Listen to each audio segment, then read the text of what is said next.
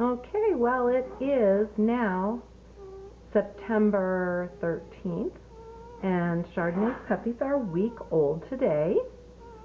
So we're doing our weekly video. So you can see how much they've grown. They've really grown a lot since they were born. And let me see if I can show you who's who from my detailed description of them that I took the day they were born. This is Emily. She's white with the champagne markings.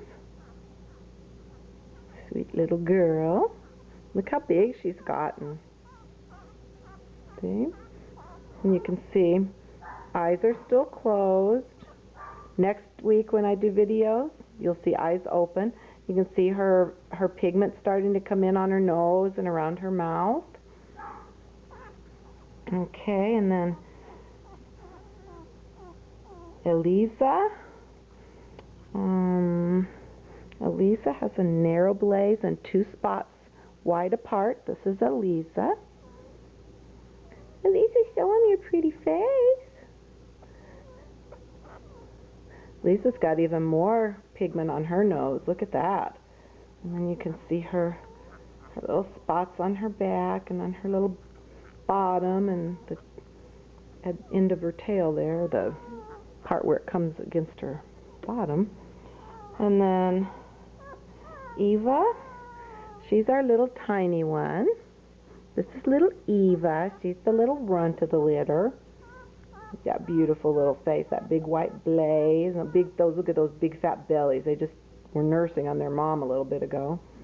And you can see she's got 2 spots as well, but they're close together. Color again on the rump end. So these are all just the different markings I look for so that I can tell them apart when I take pictures. And then Erin is the one that has the most color. This is Erin. She's also the biggest right now.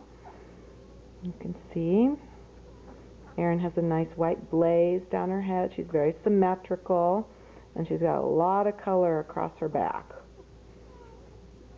There you go with Erin. And then, can you guess which one is Echo? Have you kept track of which ones I've picked up and haven't picked up? This is Echo, the only little boy in the litter.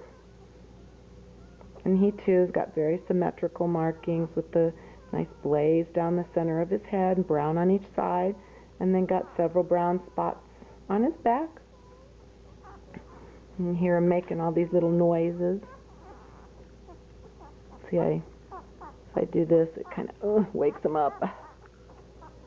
They move around. They don't move around too much at this age, just to nurse and then find each other and snuggle and get warm again.